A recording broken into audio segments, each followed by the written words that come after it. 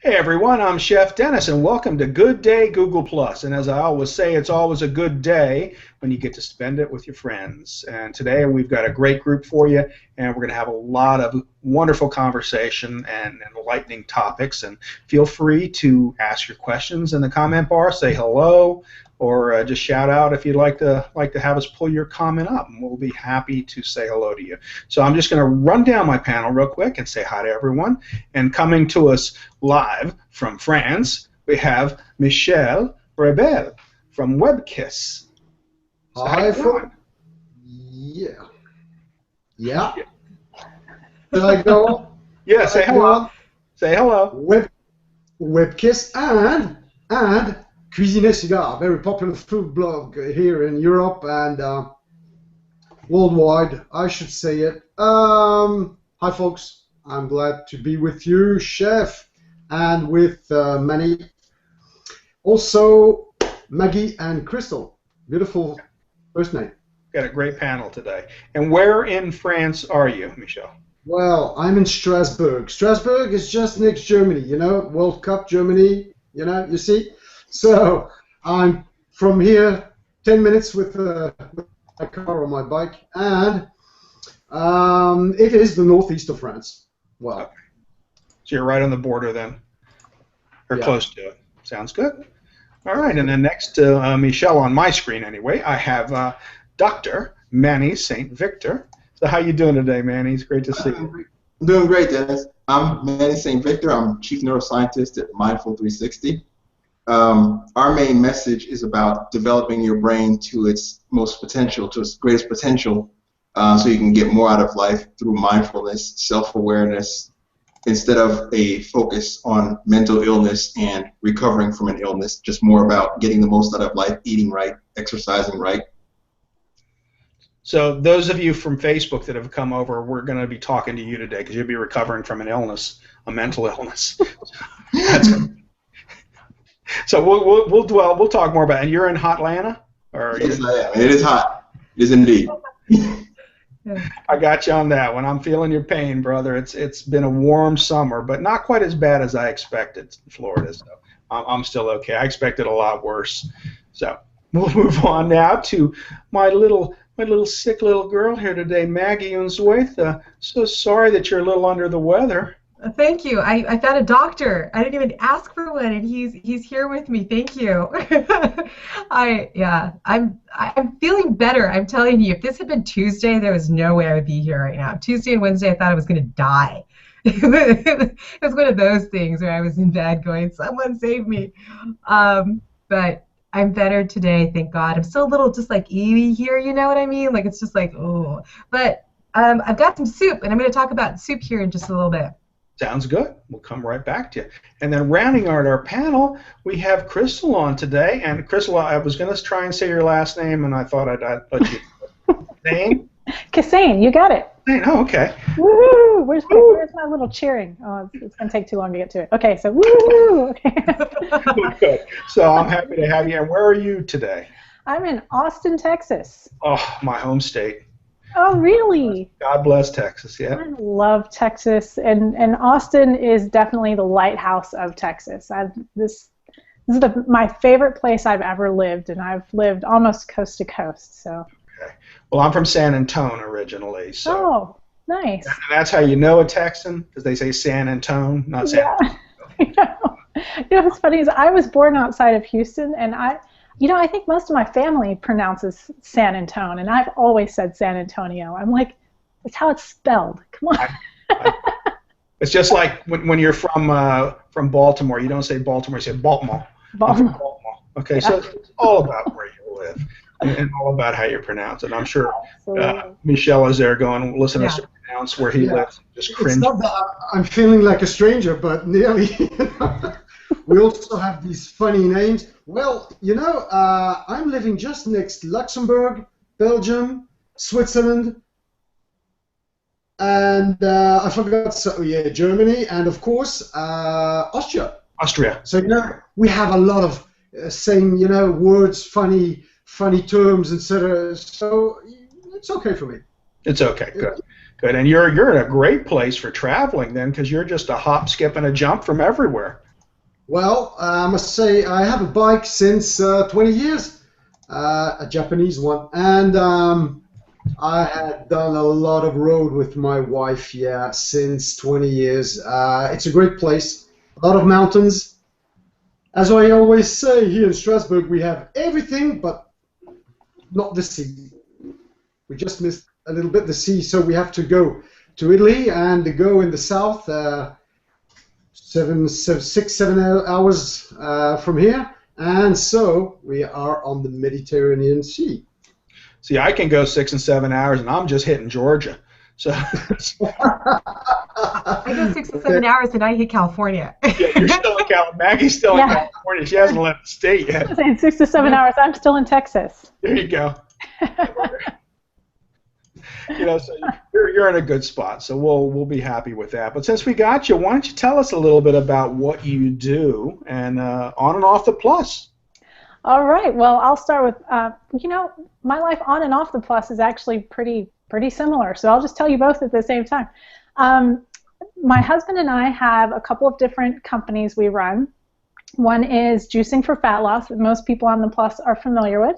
The other one is Blending for Beauty. So I have my new little lower third up. I'm so excited. We're going to be starting this program really soon, where the other program obviously focused on juice. This one focuses on blended smoothies and elixirs, and I'm excited. This is it's very accessible for a lot of people, and it's just a fun way. I was telling Chef earlier, healthy has to taste good, otherwise it's not fun, and life needs to be fun. And I love this panel today, and I love Manny that I finally get to talk with you and see you. Our sort of life philosophies are so similar. I'm like, oh, so excited. Yep.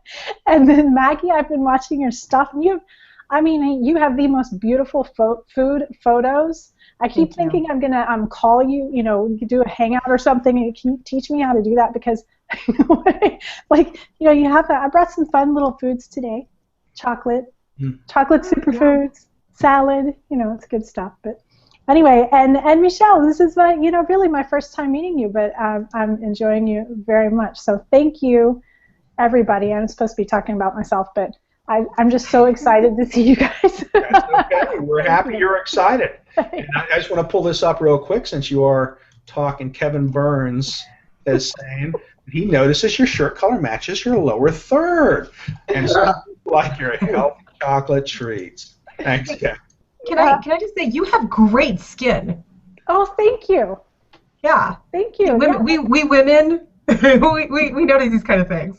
What's funny is that's actually why we created this program, Blending for Beauty. People, every time we did a hangout, people would tell us, you guys have amazing skin. You glow. What are you doing? And so I'm like, okay, we're going to tell you what we are doing, because you can tell when people have, healthy habits, great lives. I mean, look at Manny's skin. He's like radiant being. So thank you very, very much. It's the sun. He's a radiant being. He is. He has the sun. I have the water behind me, so we're good. Uh-oh. Somebody getting Someone's called. calling. London Hang calling. You can call him back. All right. So I love the idea of your blending for beauty, and we were talking about how it has to taste good. So tell us now, will these be recipes that you're going to be giving us to make our own, or are you going to be selling the product? Yeah, there's 5 recipe books. They're recipe manuals, and one is fruit and vegetable smoothies. One is decadent smoothies. One is elixirs, and the fruit and vegetables kind of gives you the basics of how to make a smoothie. In fact, there's a free report we have just to gift people that tells you the one green smoothie master formula. You can make thousands of recipes, thousands of smoothies with this one recipe. It's very cool. But the thing that we're really good at is not just telling you about recipes, but about each ingredient, what it's good for, what it does, why did we put it in a program called Blending for Beauty, and what are its benefits. And then there's a whole nother additional report that talks about our top 22 favorite superfoods and how to incorporate those, and how we're like this isn't smoothies for getting some vitamins and minerals in. This is smoothies for nutrient saturation. This is smoothies for filling in the gaps and like taking yourself beyond in energy and beauty and memory retention and recall beyond what you thought was possible for yourself. Now, I had a green smoothie once, and I say once because it was not good. That can happen. I felt like I would have been better off chewing the grass outside. So. Oh, you probably just didn't have enough pineapple in it. There wasn't enough something in it, that was true. And everybody else was loving it around me, so I thought there's something wrong with me. But I had to put it down and go back and find the chocolate. So. Yeah. And you can always do the green chocolate smoothies too. That's an option. But I have to say, I personally prefer chocolate smoothies when they're either straight up chocolate, or my favorite smoothie right now is my chocolate cherry smoothie. Ooh. Yeah, that's delicious. Yum. That's delicious. That sounds very good. Well, thank you. We will definitely I'll have to look into some of your recipes because I do want to try some of them. I have a blender that's just been sitting there begging to be used. Saying, help me now. I actually had two. I gave one away because I felt bad. I had two new ones that had never been used. And I said, this is just terrible. I feel awful, so I'll give one away. But yeah, it sounds good. And I know there's got to be a way to drink that green stuff and get the benefits from it and not just hold your nose at the whole same time. So we'll absolutely. And just like any cuisine, there's more than one recipe. And you'll find one you like. If you don't like the first one, just try some more. So is the trick really then adding things that you like to it? One of the biggest tricks is making sure you have a good fruit combination with it. You don't want to overdo the fruit and give yourself a sugar kick. But at the same time, when you're new to green smoothies, that really is the secret, because most people are accustomed to fruit smoothies. So you're accustomed to tasting, pineapple and banana or strawberry and banana. So the trick is initially to add greens to your fruit smoothies and ease yourself into, oh, okay, that's how it tastes. That's what's going on. And then you'll actually get to a point to where your palate develops a liking for right. green. You but can't yeah, just shock it. yeah, no need to shock yourself. I mean, some people, in fact, a lot of people love it on first try, but if you're a person who tasted it and everybody around you is loving it and you're like, I don't know what's wrong with you people, then you just try something a little different and ease into it. That's all. I know. They were all so excited. And I'm like, really? Good to know. Okay. I love your castings. I should say something, Chef Dennis. Really, I love your castings because listening to Krystalle, I'm watching at Manny's, on the film strip, and I love his mustard wall behind him, So feeding minds and feeding bodies. Well, Manny, your mind is stuck on a mustard wall like that. I love it. That's great.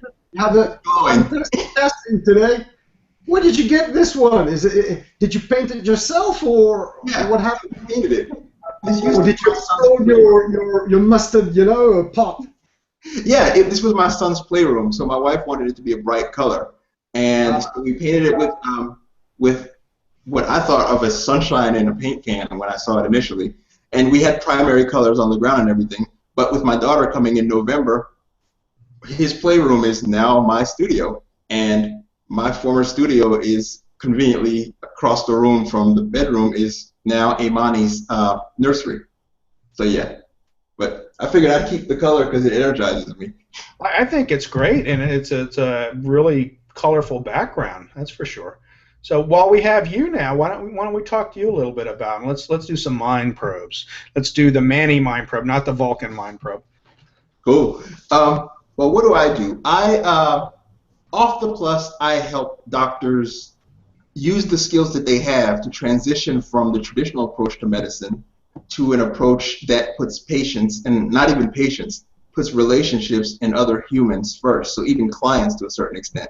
So when you don't label someone and you work with them and you just get to know the person without the judgment, what you do is we call it core value alignment, where you align what you're good at with what someone else is good at, such that you guys are covering each other, instead of the usual power dynamic when someone waits 8 months to see me and I'm across the table after a nurse has, taken the main info. You build a relationship, because the relationship is what gets you healthy. And as far as when I was practicing psychiatry, a lot of times we saw people in acute situations. And the reality is that every day in life, you're accumulating stressors that eventually tip you over. So if you have someone who is a trusted coach, a trusted friend, someone you can go to outside of your situation and bounce stuff off of, exchange ideas.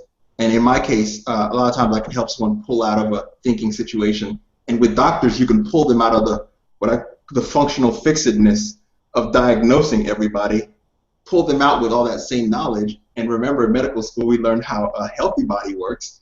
Guide people, go to the core meaning of doctor, which is teacher. Teach people the things to avoid. When during your day to step back from your desk and go for a walk instead of coming home and downing a gallon of whatever it is that erases your memory.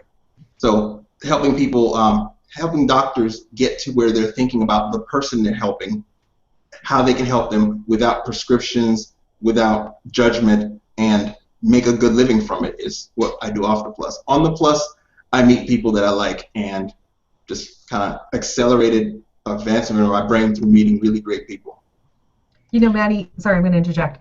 What's funny about this is that I've heard so much about you from different people. Different people have told me, have you met this Dr. Maddie guy? And I'm like, oh, and it's got to the point where I'm like, oh yeah, Maddie, and here you are with me on a hangout. So, love it. Yeah, you've got a reputation on G Plus now.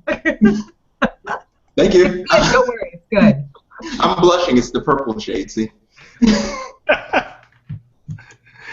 Manny, I have a question. Now, you were talking about times that we start to really push ourselves towards the wrong direction. Yeah. What can we look for in ourselves that give us those little hints that that's happening? When you say get up and walk, Yeah. Well, you have to start at the tail end where things have gone badly and work your way backwards. One of the things that people try to do is the willpower, which doesn't work. Your subconscious mind, your unconscious, is designed to keep you on track to your goals. So when you set a clear goal, and that's what core value alignment is about, you say, like me, I'm about interpersonal relationships more than about self-enhancement. So if I'm doing something and I find that I'm in a conversation with someone and I'm saying something that's more about bringing them down than about enhancing the relationship, then I kind of realize that I'm off from my core goals, my core values. So the first thing someone wants to figure out is what they call a death meditation. You spend 5 minutes a day thinking to yourself, okay, I'm on my deathbed. I'm looking back. Oh, yeah, what do I kind of wish I had done and had not done? And then you use that contrast to kind of realign your life based on the things that you want to accomplish. Now, during the day, you'll find that you'll get temptations, and they call it environmental dependency syndrome. A milkshake, a blinking sign that says, whatever you're addicted to, cocaine, smokes, whatever. If you, at that moment, get in the habit of popping into your values, they call it changing levels of construal. Flash forward to the future, and remember that morning you did your death meditation. It gives your whole brain this thing where you get in the habit of ignoring. They call it distraction implementation intentions. You get in the habit of ignoring the distractions. You get better at it unconsciously. And your attention is just on your goals, your life goals. And all your energy goes towards executing instead of avoiding after a while. So that's sort of a broader view. Instead of thinking of it as, when do I know it's gone badly?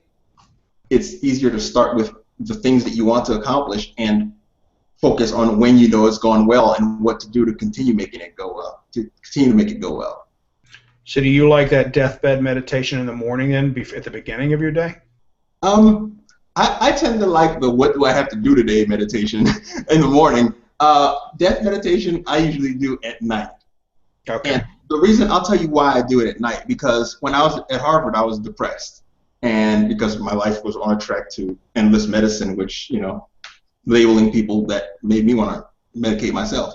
So at night, I used to have a lot of thoughts, just like depression-related thoughts. I wonder how many people died here. I just stuff like that. And so along the way, I realized that if I spend that time, instead of worrying, if I spend it in what the Now Habit calls doing the work of worrying, where the thing I'm worried about, how do I make it a positive thing? Well, if I hit my deathbed and I've accomplished the things I want to, then you can kind of reverse calendar your whole life to accomplish what you want. So that's why I put mine at 90. Okay, that makes sense. That's really awesome, Money. That's like, there's a practice I love doing and sharing with people. It sounds like it might fit in really well, and I call it the what if. The what if exercise is usually when what if is a negative thing. Well, what if this happens? What if that happens? But if you what if in the positive, well, what if this turns out better than I thought? Well, what if that person's not thinking what I think they're thinking? Well, what if what if I'm making this whole thing up, all this negative stuff, and actually the only thing that's left for me is something amazing? So I like your thinking, man. Thanks. So I'm also going to butt in here, just because I love meditation. It changes. It really changes you. And when I first started, it was like, oh, this is so hard. But I do it in the morning. The first thing I do when I get up, it's like, okay, let's meditate, because I'm in this like groggy state, where I'm not really alert. I'm still half asleep, half awake, and it seems to keep that momentum of a positive momentum. It keeps it going longer. And I also do it at night too, where I'll listen to some meditation CD or something, because it kind of just soothes me into sleep. And I get these great dreams. The other thing I do right before I go to sleep is I tell myself that I want to remember my dreams, just because I think it's cool. But it really does give me that bit of, keeps me positive longer. It's good to be positive. We have to throw a few comments up here. Death meditation at night, just in case you don't wake up in the morning, Manny. Harvard that to people. Okay, nice. Thank you for that one. And then we had a comment here from Charles Payette. He says, so what's the psychological foundation of visualizations and affirmations, Manny? Okay, the concept sort of at a high level is what's called counterfactual thinking. And to simplify it, it's what Krystalle says is what if thinking. Your brain panics when it doesn't have choices. It's called unavoidable threat, and you go into sort of a knee-jerk response, and you just basically start swinging wildly at life. We call it amygdala hijack, where you're on autopilot. Even if the thing wasn't there, the second you think it's there, you're swinging. There's no threat. You've burnt up all the energy. You've escalated. And this happens a lot in marriage, you'll see, where the person didn't say what you thought they said, but you're running the scripts anyway. So the psychological structure of that is what you imagine, what you expect to be there is what you tend to have a confirmation bias to find there. So if you're a pessimist, you're anchored in finding bad things and preventing them from happening to you. If you're an optimist, you're looking for the opportunities, which your brain autopilots as challenges instead of, oh, another thing to do at work. It's another chance to shine. It's another chance to grow. It's another chance to learn. You feel less threatened, and you're less identity threatened. So hopefully that explains it without over-explaining it. Okay. Works for me. Here's Mark Barris has said something too, Manny. Excellent point about looking back from the end and asking yourself what you would change. So it's a good one. And here Krystalle popped up. I love what if. I never thought of it as negative. Thanks, Sarah. Always happy to have your comments. Yeah, and now I'm listening to you, and I hear what you're saying about, and I heard you say something about how we sometimes strike out against people and not understanding why we're doing it. And I have to say, I was in a very bad place for a while, and I had that kind of mentality. I felt like it, and I knew I didn't want to do it, but I couldn't stop myself. And that was really, and it made me feel worse knowing I couldn't do it. And then, the doctor did prescribe a very small dose of an antidepressant, and it seemed to change my whole outlook on life. So, I'm a firm advocate, and I never deny that I'm taking it or that it didn't help me. And up to that time, I was like, no, I'm a warrior, I'm strong, I don't need that, that's bullshit, you control yourself, stop whining and stop complaining, you have to be an adult and just do your job. But after I took that and I saw the change in myself, I was like, phew. Yeah, neurochemistry is everything. You have the feeling, and then you paint the feeling on reality. So if the feeling that you have is learned helplessness, which is what depression is, sometimes the medication, combined with cognitive behavioral therapy, the medication gives you the little boost so that you can start looking at choices. And then from there, you realize, hey, there's a different way to think. And with the energy, you can start what they call a reappraisal. You look at a situation and you're like, okay, let me put a little energy in and look at how it could be possibly different. And just flicking that switch to think about a positive reframing of the situation allows your brain to then start looking at evidence of that. And usually you can find evidence of the positive framing. So it's the psychological version of adding fruit to your greens. Yeah. It makes it better. Well, you know, I always go back to the saying I remember from my youth was a better way of living through chemistry. That was DuPont's slogan, because they didn't mean it that way at the time. But so Maggie, let's jump to you right now because you've got something for us. You've got chicken soup for the soul, or what kind of soup do you have for us? Well, this is a great transition because I completely relate to what Manny's talking about. This is something that I practice every single day. You know, and the more you think about something in a positive direction, the more momentum, you know, it picks up, and you just keep going into this like happy, you know, kind of thing. And if you think into, you know, the positive, negative, blah blah blah, kill me, shoot me now kind of thing, you're going to go there. So yeah, where am I going with this? Chicken soup. I'm not big. I need to get to the freezer actually to return this here pretty soon because it's starting to get unfrozen, defrosted here. But my mother, oh my God, my mom makes this soup called caldo de res. Do you know what that is, Chef? No, I don't. Caldo de res, okay. Chicken soup has nothing on caldo de res, and if you want the recipe, it's in my Mexican cookbook. Caldo de res is a Mexican spicy beef stew with chamorro. Chamorro is a beef shank. Okay. And it is fabulous.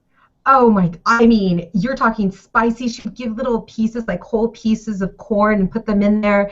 And, oh yeah, cabbage and just, oh, vegetables galore. And then you're sit there and just chewing on the meat. Oh, the best part is, okay, this is going to sound terrible, but the meat that's inside the bone, you just suck that out. The marrow. It is so delicious. My grandmother made that. I remember that so vividly and introduced me to marrow at an early age. And you're right, you just suck that marrow out of there. Oh my God, it's a beautiful thing. The best thing in the world is marrow. I love marrow. In France, when I was living in France, I had this, it was almost like a jam. And you put, it was, I want to say apricot, it's like an apricot jam that they paired it with, and maybe some grilled onions. And I remember thinking, this just takes it to a different level. I'm like in love. But since I don't have my mom here, so I'm not big on medicine. Going back to medicine, that's where I was going with the whole Manny thing. I'm not big on medicine. In fact, in this entire week, I have not taken any medication. I just kind of try to let this do its own thing, and I just really watch what I eat and what I drink, and I haven't had any alcohol, Chef. Oh. Call the presses. Call the presses. Google Plus, no, Maggie has not drank any wine in a week. It's just been water and tea and, here's another one. I'm a juicer, if you can't tell. I don't have a blender. Chef, you should have sent me one. I know. But anyway, so I juice. So when I get sick, I start juicing. And I make soup. So, okay, going back to caldo de res. I don't have any. But chicken stock, or chicken broth. You see it's getting, yeah, I need to go put this back. But I buy a whole organic chicken. I can't stress enough organic chicken right now. Organic chicken, buy. Subliminal messages here. But anyway, so organic chicken, and it's like $12 for a whole chicken. organic. In San Diego, people, to me, I priced this. It's cheaper to buy an organic chicken, ask the butcher to chop it up for you, and give you the back too. It's important here, this whole thing, than to buy non-organic chicken separated. It's cheaper than if you just had the butcher do it for you. And trust me, they do it for you, and they don't ask for any extra money. It's still $12, and each of these little pieces, it's a big score. It's a big score. So what I do is I bring it home, I put it into their own little packages, stick them in the freezer. I have a bag just full of chicken bones. And so what I do is, when I need to make stock, I just take them out, defrost them, and I make voilà. And it's so easy. And then you can't see it right here, but you see the 4 on there. This is just 4 cups, and I make myself my little soup, and all as well. I need to do that with bones too, with beef bone. The chicken seems to be much more accessible. Who's talking? Sorry to butt in, Maggie. I have a question for you about the price of the chicken. Is there a difference between chicken with or without a G+ account? Yeah, they charge you more if you're on G+. So, Right. No, just kidding. Just kidding. Yeah, no, it's organic chicken. A whole organic chicken for me cost me $12. And I mean, I live in super expensive Coronado, San Diego. That's about the going price for most of them, even here and in Jersey. There you go. It is the price of a whole chicken. Sometimes you can get them at a big box club, and you can get them. You can find the organic chicken broth. You can find it, but it's cheaper if you do it yourself. It's just water. Yes, we have a drought in San Diego, which is like ridiculous. Like, don't drink water. It's like, drink water. I'm sorry, it's just going to cost you. But this stuff is cheaper, and it tastes different. Oh, man. Chef, come on, talk to me. No, there's nothing like fresh chicken broth. And here, I just want to pop this up. Crystal puts up, and Carmen Mandage says, the way to go, Maggie, bringing up some of my favorite foods with such enthusiasm. When is Google Plus going to put in the capability to capture aromas? And we did talk about that last week, and it's the Apple's working on it, but the fact that they're going to call it I Smell is just not a really happy. Yeah. I confirm. Yeah, it's coming. It's coming, and that's why in Texas, Krystalle, you have oil. We don't have oil, but we have ideas. And this I Smell is coming from France. Yes, indeed, chef. Yes. Well, that was mostly from the lack of deodorants that the guys used tonight. For the audience, you can soon smell by SMS what's happening on HOA. And I'm not kidding. It's a really innovative project. I love this transition, Chef Dennis, because your casting, as I told you before, are fantastic. But think about it. Your Maggie Unzueta is talking about chicken, and you have the smell. Some few seconds after, you have a smell by your iPhone coming in your nose, and you're smelling this chicken when she's talking about it.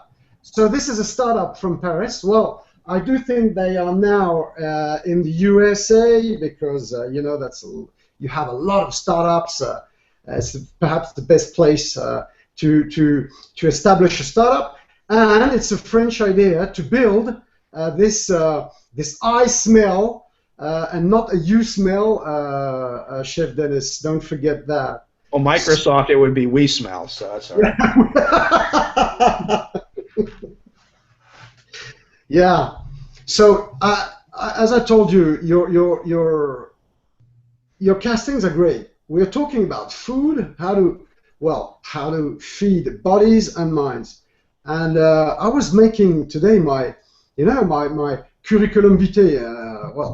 I need 20 minutes to summarize what I've done since 1997, and it's amazing. But I wanted just to say a few words about one person. Manny, I'm really happy to meet you because I never said that before on G+, but my very first blog in 2012 is talking about neuroeducation. And neuroeducation is the marriage born in 2007 between neurosciences and the science of education. And I started food blogging because I wanted to know at first what was happening with pictures and words collaborating when posting. Okay? So I started with food, with an anonymous profile, with it's a business page, but it's not really a business. And we became a famous and a very popular food blog. And then I started to ask myself, well, why shouldn't we put neuroeducation in web information? Yeah. So for the audience, what does that mean? That means that today, the OECD says that our brains, when you hit a keyword in your in Google, our brains will be able to manage the information on today's pages only in 20 or 30 years. OECD is also expecting that information will be multiplied by 50 by 2020. So my idea, Chef, was, okay, let's start showing pictures about food, and let's put some recipes and some stories and some words, and let's try to build other kinds of stories and kinds of websites and kinds of informations, because I am in knowledge management since 1997. So this is the main point. I love your really your casting, because we are really between fooding our bodies and our minds. So I have started this blog called mappingrama.blogspot.com. It is a Google technology, and now I am the CEO of WebKiss, Revolutionary Methods and Web for Entrepreneurs. That means that we use this technology to build business models. In fact, my blog is talking about visual thinking for learning and business. All about visual thinking. And I do really think that neuroeducation is a key for the future, because we must at first learn more about our brains, and that was the main question in this OECD program called Neuroeducation. It is also taught now in Cambridge and other great high schools and universities. And the key is to use one question: if we learn more about our brains, can we teach and learn better? And the answer is yes.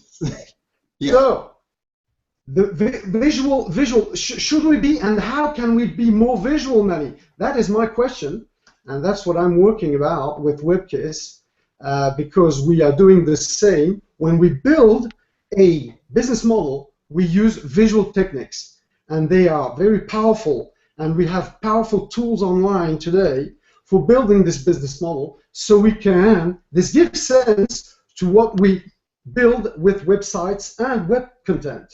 So my question is, what is your point of view about using neuroeducation in the internet? I think it's key, because the way that I see the internet, and especially with the semantic web, is that all brains in all situations, what they're trying to do is create a model of what is outside and around them. Now, when you put someone on the internet, you have a person who's able to build a model that has a much larger scope. Now, you take it even further, when someone can control what sites they go to, and they can put something out there and see something come back, then you're creating a full feedback loop, which is the mechanism of agency. So something like Google allows me, and I always take it back to when I was in undergrad. In undergrad, I would have to go to a basement, photocopy stuff, then take it home, read it, and highlight it. If I found something missing, although I was curious right then and there, that curiosity usually faded by the time I took a 45-minute bus ride to go photocopy some more stuff. Now, on the internet, the way I do my research now is I Google a concept. when I hit related concepts, I can immediately see pictures of other people thinking of it. I grab a video on YouTube and someone shows me a series of pictures, and I can pick up the passion of that person. Now, everything I've read indicates that we mirror each other, and when you see someone else is enthusiastic about something, you develop what's called mimetic envy. Like when I'm watching someone happy with their iPhone, I'm like, I don't even call people, but I want one of those. You know? So finding other people who are passionate about neuroscience, finding other people who are passionate about spaghetti, whatever it is, when you find other people who have developed a degree of mastery that they're able to appreciate the details, the fine points of something that usually you are limited geographically as far as appreciating something. You were talking to yourself about it. Like I used to neuro geek by myself and with books, but now I hop on and I can find 10, 20 other guys around the world who are way deep in some hole, some rabbit hole, thinking about some concepts, and they can see it from their perspective. I see it from mine. And we kind of go to a level of abstraction where we're able to create sort of a synchronous model of the universe from different points of view, from a European point of view, which is more intersubjective, versus the American view, which is more, I won't say narcissistic. We're eye-centered over here, you know. So when you're able to take both points of views and you say something that you're proud of and you're confident about, as someone who has another education, very advanced education from somewhere else, maybe in narratology or even mythology, and they're like, no, that's dumb because of this. And you see that they've spent so much time and mastered it that they have the model. You can't help but to get smarter faster. You're like, wow, and you just sit and you listen. You suck it in and you take it in with the same passion as the person puts it out. And we do social learning explosively faster. Yeah, I agree. I should say that for our audience tonight, the main points, I'm working on a very important program here, an international program from France, about a training center for managers. And we are working on our first tool, and this is called the brain. But we should say to our audience that we all have three brains: the reptilian brain, the mammalian brain, and the cortex brain. And the two first ones have priority on the third one. So when we talk about education, if your kid is hungry or scared, the brain doesn't work very well. But over that, the real problem is to be able to understand now in all our projects that we have two parts in our brain, the left and right one, and they must collaborate. And the problem, and I must say something, Chef, quickly. I've prepared a surprise for all our audience. I have one more brain than you, all. And I'm going to show it to you now. It's this one. Full swoon. Full swoon. I must say, for our audience, we all have two parts of the brain, and the problem is that we have in the right side our creativity, well, let's say it like that, and in the left side we have our rules. And the problem is that we want to ask to everybody to do every time the same things with our right brain. And the problem is that we have to learn more about our brain and make it collaborate. So the creativity is a process. Yep. And we need pictures and we need words and make them collaborate together. Chef, we are also involved both in the PYB Academy since the month of May. We are now going on the next level. And the big deal is now to reveal you something. In this program for Training Center, the big thing that we discovered recently, and I'm not kidding, Manny, I would love your word on this. The problem when we are on the web, also on G+, a fantastic platform, is when you build content, when you reply to content, if you ask yourself why you are doing it, it should give sense. Because, in fact, the problem we have is that we are mixing too much our three curves of life. I mean, we all have three curves of life: a personal, curve, a professional curve, and a social curve. And I'm talking about satisfaction. If you mix these three ones, this gives a burnout. This is a real problem we have here in France and worldwide. Manny should talk about this. I think he agrees that if we don't separate these three curves, what happens? When it's coming down, when you're running down the hill, well, you burn out. But if you don't have satisfaction on one of these curves, you can get satisfaction on another one. So we must separate why we do and how we do things about these three curves of lives. What do you think about that, Manny? I absolutely love it. I love it. And taking a step further, and this is a large part of what I'm pushing when I'm telling people about core value alignment. You have to have your core values. You have to have your core values for family. You have to have core value professionally, and you have to have your core values for your social interactions. When you're with your family, activate that identity. Be focused on getting the most out of that situation. Don't be thinking about work that you have to do and bring that stress into that arena. When you're with your family, the set of values that you want prioritized are spend time with, the ones you recognize during your death meditation, honestly. When you're at work, you don't want to be thinking about the argument you and your wife had and I should call her at lunch and tell her whatever. You're losing your focus. You're misaligning your energy because you can't do anything about it during that time. You activate the work-based core values. When you're with your friends evening after work on Friday, you don't bring with you the stress of the other two. You activate the core values that match that identity, and you perform in that moment maximally effectively. You immerse yourself in that moment, those goals, those friends, that time, that pleasure. So I'm very much aligned with that.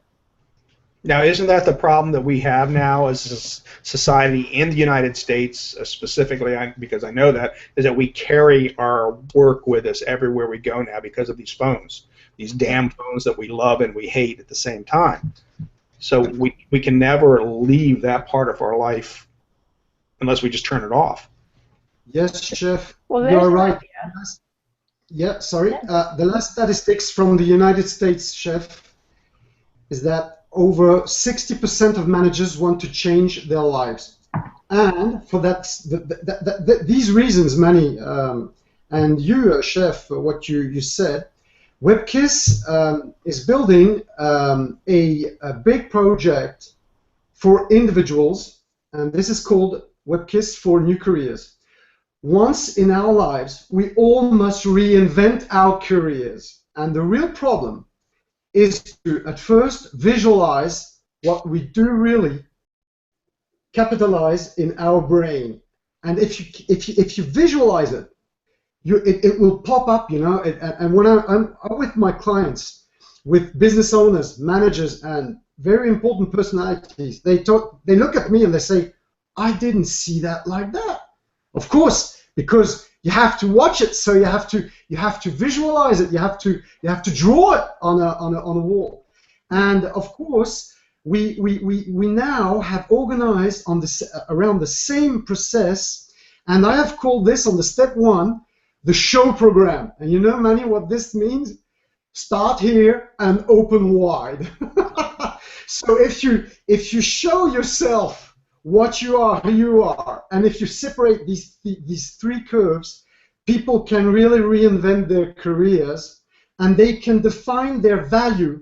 What value am I bringing, and what viability? Am I able to do that, and can I live for that? So I can be a food blogger, I can be a business owner, I can be a creative, but we have organized this in 3 branches. WebKiss for branding, because the same way too much advertising kills advertising, we must build intelligent advertising. On the second branch, we have started a WebKiss for startup and fundraising, the same way we are promoting startups with the same process on the step 1 show program, and after that we can build. And this gives sense, which gives sense from the first step to the second step, which gives sense to the web content. And the third branch is WebKiss for new careers. I'm in touch with sportsmen.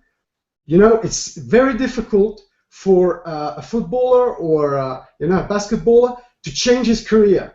And the guy, playing with the ball the whole day for 5, 6, or 10 years, when he has to change his life, it's a drama, for himself. So when we place him in this process, but when we divide these 3 curves of life, it gives sense for all the people. And this is the way that we engage them on the web, and this includes, of course, G+. Yeah. Now, I want to. I saw Zara out there had a great statement there. Now let's see. Is it if I press on the I, it shows up, right? Okay. Let me press on it again. Oh, so I didn't see it. Yeah. So Zara says. Where is it? Let me get it again. Sorry. Michael and Manny, lots of current talk about integration. Love this concept of separate channels. Now, what I want to kind of underscore in this case is that you have to differentiate before you can integrate.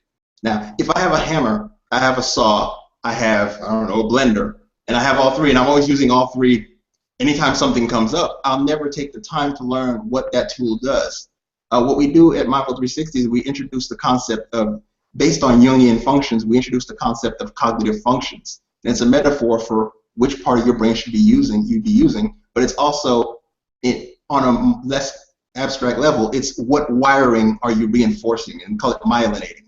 Whatever you put your attention on connects a specific synapse. If I'm in a room and I'm paying attention to the relationships in that room, the part of my brain, I think it's the TPJ, but the part of my brain that does relationships, it's lighting up. And by lighting up, I mean the highway between that part of my brain and my prefrontal cortex, the front part of my brain, is getting wired so that it's a better relationship, 10,000 times faster eventually. So if you're always using every tool and just throwing them in there, you end up burnt out, you end up frustrated because you didn't create 3 clear channels that you mastered each one and learned when to wield each one. You became clumsy with 3 tools all the time, flinging them around. So hopefully that clarifies that as far as how I understand it. Well, I should say that what's coming out very new is the way that we modelize. The way that we are modelizing, we begin at first at learning to be at people who learns us to how our brain work. I remember when I was a kid, don't do that, don't do this like that, and people were not talking to me about me and how I was born with a brain. So when I speak with managers and I talk about their main tool inside their head, and when with basics, when we come on these basics and we start defining or rectifying their business model, it's like magic. And that's why I found a very precious partner on G+. I must say it now, and I want to make a big shout out. Big shout out, because you know her, Chef Dennis. I'm talking about Aslin Brewer. She is the owner of AZ Entertainment. She really understood the way we need to build value. And even about branding, what we need to do now is to define what value and its viability. But the first thing that we do is modelizing, and we don't forget that we have a process about our main tool. Us managers, we have a tool, and people have not time to study your website or to watch all this content on the web. It's amazing. Remember, this information will be multiplied by 50 by 2020. Can you imagine that? Can you imagine that? So if you make it more visual, and if you bring people just to look a screen, and in 60 seconds they get it, the brain does the rest. What we have to do is to build an information, not a knowledge, but an information for also managing the knowledge. And this is the real way that we are working on it now. WebKiss is consulted, I saw this last week, by the worldwide, and I was surprised with such a success about the way we are releasing these 2 steps.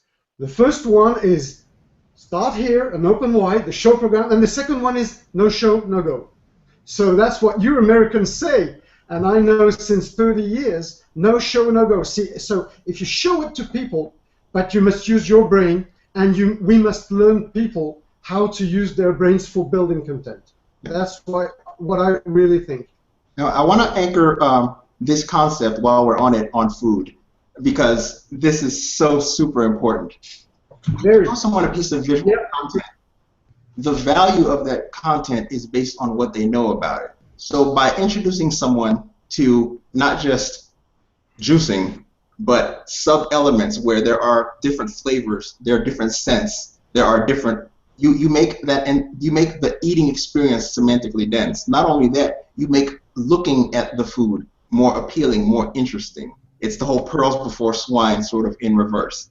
By educating people about the variety of choices, you create bigger, denser categories. And literally, when you're eating something, you're taking in information. If you swallow it down fast, you don't get the pleasure out of the food.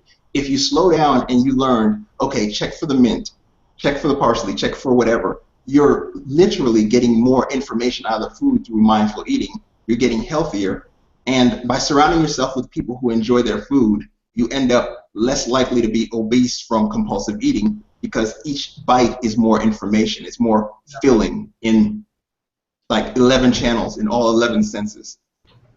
And you're talking about pleasure, you're talking about experience, you're talking about, I remember way earlier you mentioned the amygdala, and then, you know, Michel, you're talking about how important it is what people see. So what I hear you both saying, only maybe not verbally, is it's how important it is to connect with people's feelings and emotions, because that's what, I mean, the amygdala is your emotional, you know, that's the mechanism that determines within fractions of a second how you feel about something, how you judge something, how someone judges your website if they're looking at your website.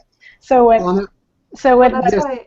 That's why food pictures. I mean, it's interesting because as soon as I took professional food photography lessons, like I changed my camera, like, and as soon as I did these little tiny changes, and I started I practice a lot on my food photography, and I sit there probably more tweaking and highlighting and adding a little bit of contrast here, and you know this, and I think about how I'm going to position, how I'm going to take my pictures, just because I know that the better the picture, the more the person who's looking at my website is going to be able to relate to it.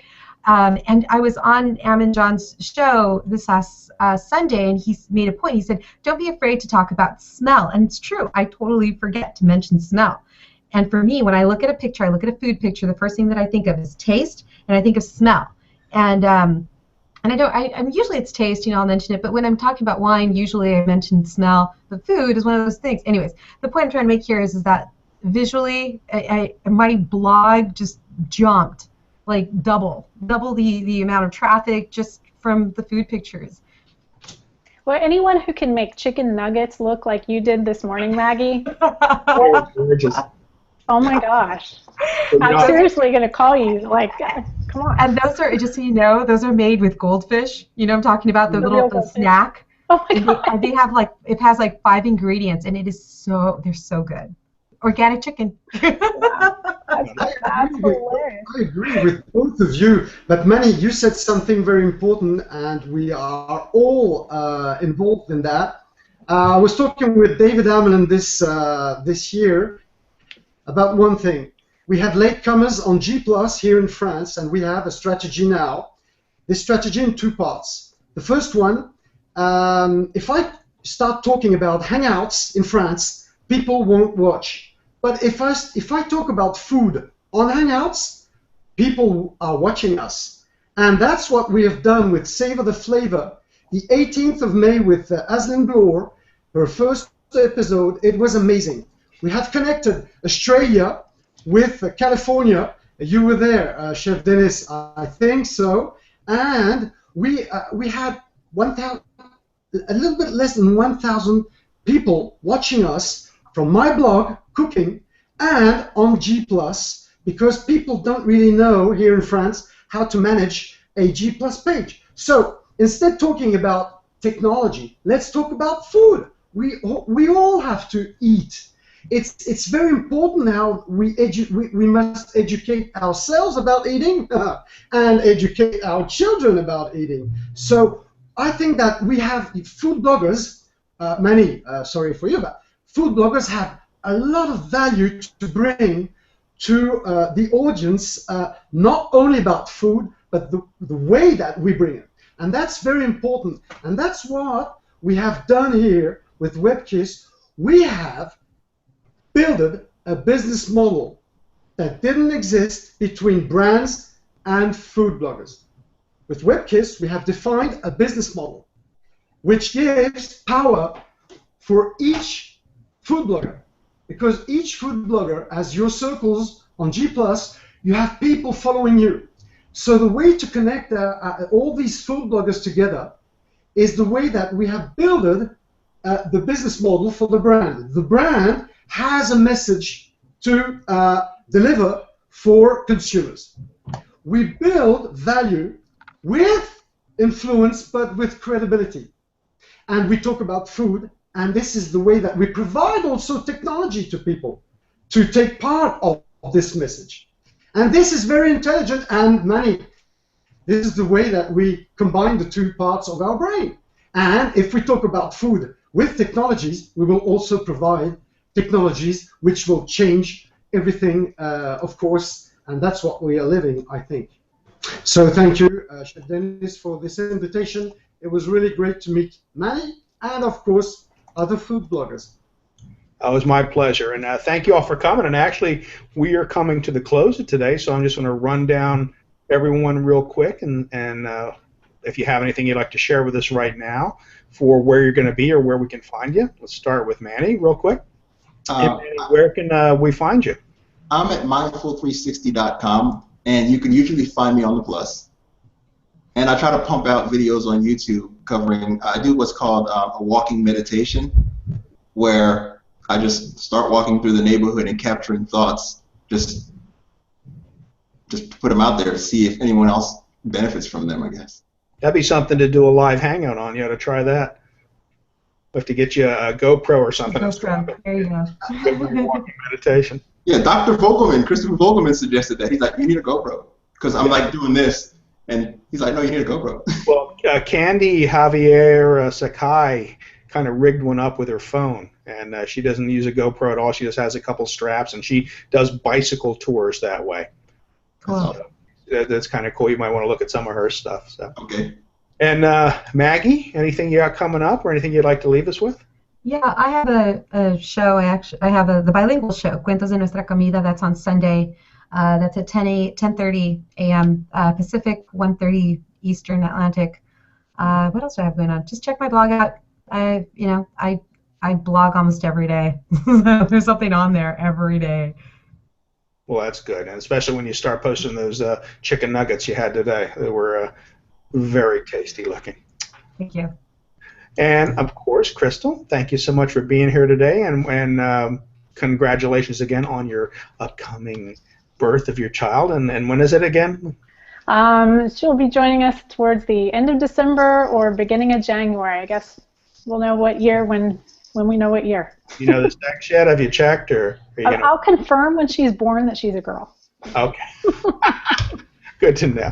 All right, and Manny also has one coming up soon, and yours is about a month sooner. And yeah, November 30th is the predicted date for Imani. November 30th. So let's watch those Thanksgiving plans, right? Yeah, we're not traveling, but so far. Yeah. Mama don't want to unstuff that turkey at the dinner table. Yeah. For sure. For sure. So anything new you have planned then, Crystal, or? Yes, we are releasing Blending for Beauty. So the free report I talked about earlier with the superfood smoothie recipe, the one recipe that gives you thousands of smoothies, that's at blendingforbeauty.com. So please go and enjoy that free report.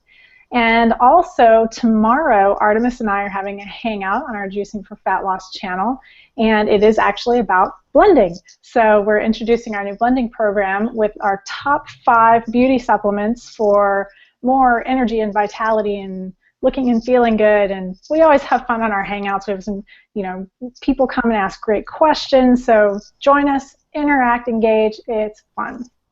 Great. Sounds good. And I have to say, when you say Artemis, the first name that comes to mind is Artemis Gordon. And do you know who that is? Wild Wild West. Oh, Wild West. Oh, yeah. Make sure that was. So say hi to Artemis for me. I will. Thank you. May I?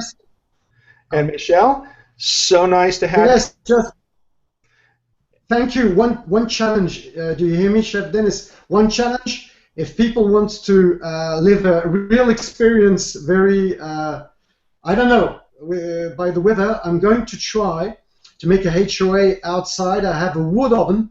I've built a 2-ton wood oven, and I'm going to make some food in my wood oven, and it should be great. So if you want to follow us, just hit Savor the Flavor and follow AZ Entertainment with Aslin Bloor, and you'll see me this Sunday. This Sunday. And make sure when you do get that wood oven fired up that you invite me to that event. I want to be there for that. Don't worry. Hey, if you come, you got a deal. You got a deal, Chef. If you come, don't worry. You'll see. Sounds good. All right, so thank you all for coming to Good Day Google Plus today, and I hope you enjoyed our show, Feeding the Mind and the Body. We had a lot of great content, and of course some great friends on here. And the best part about Google Plus is learning about some of your favorite plussers and meeting new friends along the way. So have a wonderful weekend, and I'll see you soon. Hi, everyone.